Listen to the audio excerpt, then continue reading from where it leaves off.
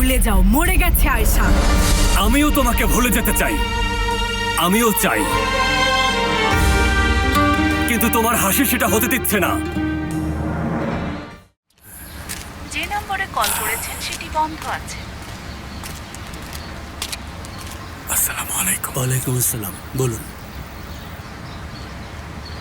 চাচা, আমি মিস এলিফকে খুঁজছি, তাকে ফোন করছি কিন্তু তার ফোন বন্ধ। আপনাকে চিনতে পেরেছি, আগেও এসেছিলেন। হ্যাঁ, সেদিনকার পরিস্থিতি একটু খারাপ ছিল। আপনি কি জানেন না কি জানবো? এলিফ ম্যাডামের বিয়ে হয়ে গেছে, ওনারা হানিমুনে গেছেন, ওনার বাবা মা কেউ বাড়িতে নেই, ওনারাও ছুটিতে গেছেন। কি করেছে বললেন? বিয়ে করেছে, বিয়ে একজন ধনী বিজনেসম্যানের সাথে। হানিমুনে ওনারা বোরাতে গেছেন। আপনি কি বলছেন? কিসের বিয়ে? আমি সত্যি বলছি, বিশ্বাস না হলে নিউজ পেপারে দেখেন।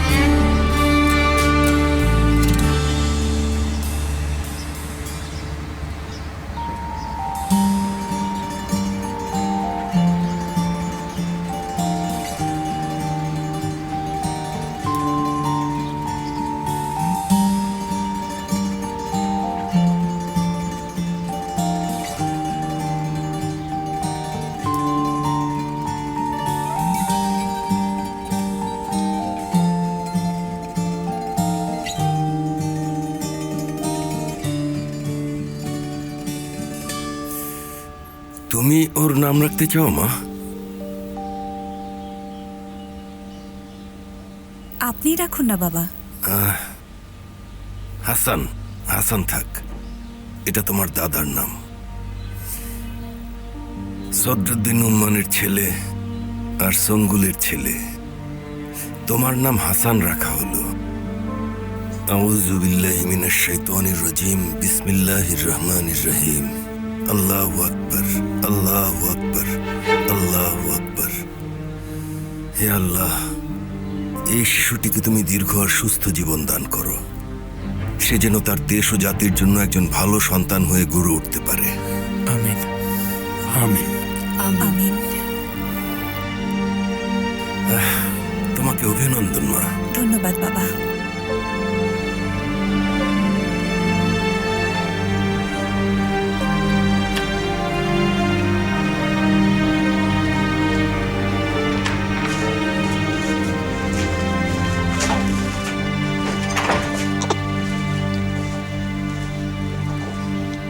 হাসান নাম রাখা হলো? হাসান কি সদরুদ্দিন?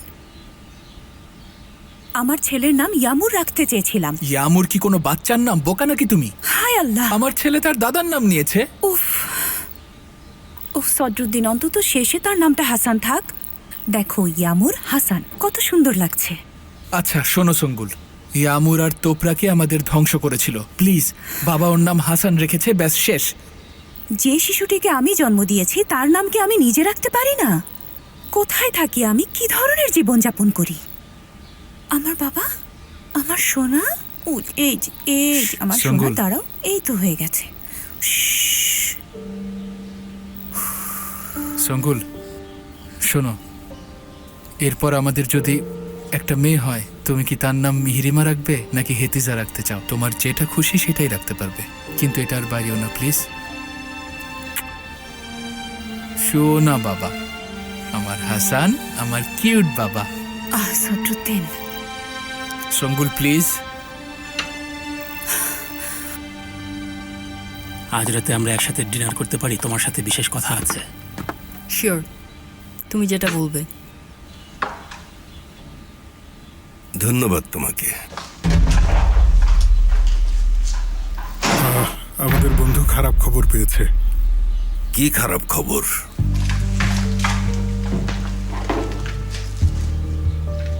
এলিফ বিয়ে করেছে। কি?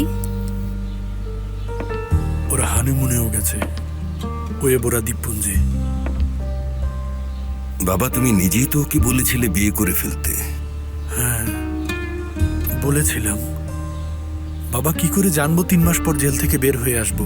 ওই সময় ভেবেছিলাম আমাদের হয়তো আরো 30 বছর জেলে থাকতে হবে। এজন্যই ওই মুস্তফা আমাদের জেলে ঢুকিয়েও ধ্বংস করেছে, বাইরে বের করেও ধ্বংস করেছে। এর মূল্য ও পাবে। আচ্ছা, আশা করি এলিফ দ্রুত নিজেকে সামলে নেবে। বড় ভাই, আমরা আসলে আগেই জানতাম এটা, কিন্তু তোমাকে বলতে পারিনি। এজন্য আমাদের মাথাটাও নড়ছিল। আমরা চাইনি তুমি নিজেকে আরো কষ্ট দাও বড় ভাই।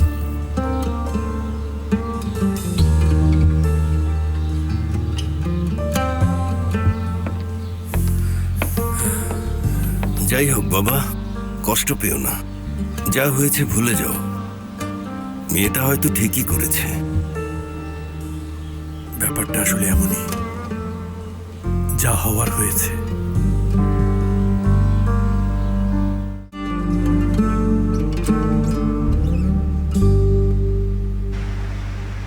সিনান, আমিও মাত্র এসেছি। বাবা বলল তুমি নাকি কথা বলছো না তার সাথে। হ্যাঁ, আমরা আসলে আর আগের মতো নেই। তার মানে কোনো চান্স নেই? সম্ভবত নেই। বুঝেছি।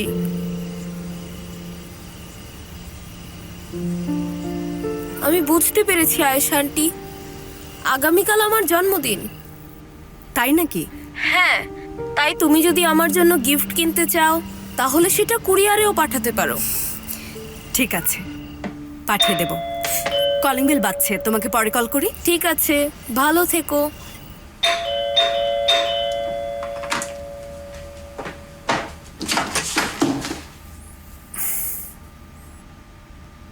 কি চাও তুমি? কি আছে তোমার কাছে? তোমার জন্য কিছুই নেই। আয়শা, আমাকে ভেতরে আসতে দাও।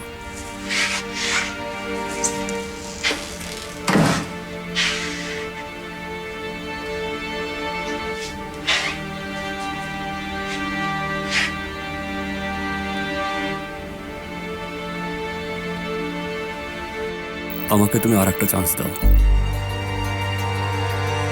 আরেকটা চান্স? আরেকটা চান্স? মোস্তফা, তোমাকে আমি 3 বছরে 16টা চান্স দিয়েছি। প্রত্যেকবার নিজেকে বোকা বানিয়েছি, বলেছি এবার ঠিক আছে, অন্তত এবার। ভেবেছিলাম এবার মানুষ হবে। কি হলো তার?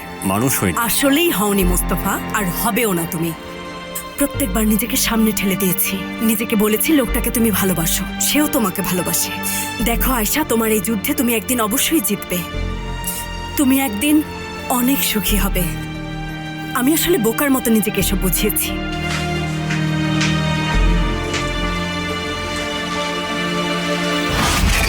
এখন সেমা, দেখো সেমা, এই কথা বলার জন্য আমি গত কয়েক মাস ধরে প্রস্তুতি নিয়েছি, কিন্তু মানুষের স্বভাব তো জানোই, কথা বের হতে চায় না। আমরা হোঁচট খাই, যা বলতে চাই ঠিক মতো বলতে পারি না। তুমি একজন বুদ্ধিমতী মেয়ে, যেখানে থেমে যাবো সেখান থেকে তুমি চালিয়ে নিও, ঠিক আছে? ঠিক আছে।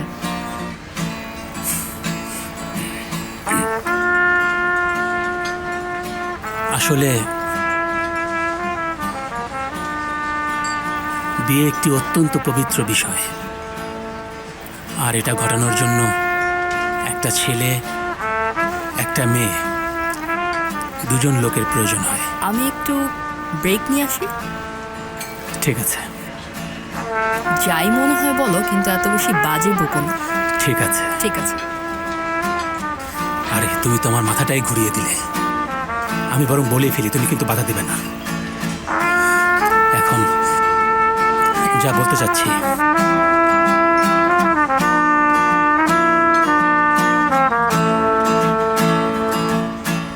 আপনারা একটু ওইদিকে গিয়ে বাজান। এটাকে খুব একটা রোমান্টিক মনে হচ্ছে না সেফার। না, রোমান্টিকই আছে। এই নিন বস। খুশি? দেখতেই তো পাচ্ছেন আমরা একটু কথা বলছি। এখন যান যান যান। যদি প্রমিস করি তাহলে দেখবে এটা আর কখনো হবে না। নিজেকে আমার জায়গায় দেখো। তুমি হলে কি বিশ্বাস করবে এটা? তুমি আসলে জানো না মুস্তফা কারায়াল হতে কেমন লাগে আয়েশা। তুমি কল্পনাও করতে পারবে না আমার চাওয়াটা কি আসলে। আমি ভালোবেসেছি, আর যাকে আমি ভালোবাসি তার চোখের দিকে তাকিয়ে কি আমি কখনো মিথ্যা বলতে চাইবো বলো? তোমার কি মনে হয় আমার কষ্ট হয়নি? এই পৃথিবীতে তোমাকে হারানোর ভয় মানসিক যন্ত্রণার জন্য যথেষ্ট আয়েশা। অলরেডি ট্রেন চলে গেছে মোস্তফা কারায়েল। তোমার বাকি জীবনে আর কোনো আয়সা থাকবে না। এতে অভ্যস্ত হয়ে যাও, টাচ করবে না।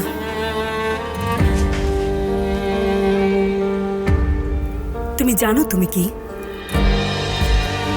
একটা ঘূর্ণি তুমি। তোমার কাছ থেকে যারা পালাতে চাই তাদেরকে তুমি তোমার মধ্যে টেনে নাও, তলিয়ে দাও। কিন্তু এটা তোমার সাথে ঘটে না। যারা তোমাকে ভালোবাসে তাদেরকে তুমি অসহায় আর শ্বাসরুদ্ধ করে ফেলো। এখন আমরা আমাদের বিয়ে নিয়ে কথা বলা শুরু করেছি। ভালোই এগোচ্ছিলাম, তবে মূল বিষয়ে আসা যাক। সেফর, এটা তুমি কি করছো? ভাই, আপনি একটু পরে আসবেন প্লিজ। সেফর, কি করছো তুমি? তুমি একটু অপেক্ষা করো না।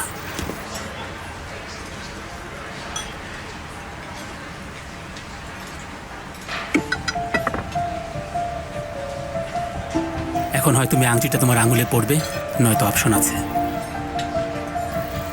আমার মাথায় গুলি করবে। এটা তোমার জন্য দ্বিতীয় অপশন। এখন সিদ্ধান্ত তোমার হাতে।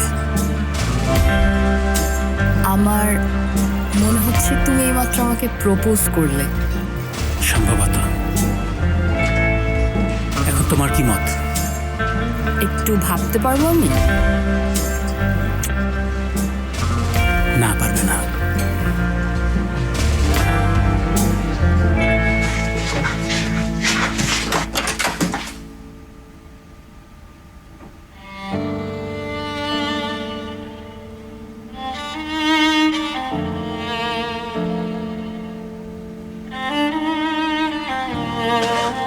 শোনো, তুমি কি করবে জানো? একটা অ্যাসোসিয়েশন গঠন করো, মোস্তফা কারায়াল ভিকটিমস অ্যাসোসিয়েশন। তোমার বাবাকেও নিতে পারো, সাথে রেবেকাকেও নিতে পারো। মাসে একবার তোমরা মিটিং করবে, ইনভিটেশন, ককটেইল পার্টি, আর ধনী আন্টিদের কাছ থেকে অর্থ সংগ্রহ করবে। সবাই একসাথে বসে আমার জন্য দুঃখ প্রকাশ করবে, তারপর হাসি আর রসিকতা বাতাসে ছড়িয়ে দেবে। কেমন? ঠিক আছে? না, ঠিক নেই। ঠিক হয়নি কিছু। তোমার থেকে পালিয়েছিলাম, তোমার জন্য পরিবার, প্রফেশন, শহরও ছেড়েছি। কি ক্ষতি করেছি তোমার? আমার অপরাধ কি ছিল বলো তো? ভুলে যাও, মরে গেছে আয়েশা। আমিও তোমাকে ভুলে যেতে চাই, আমিও চাই, কিন্তু তোমার হাসি সেটা হতে দিচ্ছে না। এরপর তোমার চোখ, তোমার হাঁটা, তোমার গন্ধ, এমনকি তুমি যে তোমার হাতে যে কফি ধরে রাখো, আবার তোমার রাগী মুখটাও এখন আমাকে ভুলতে দিচ্ছে না।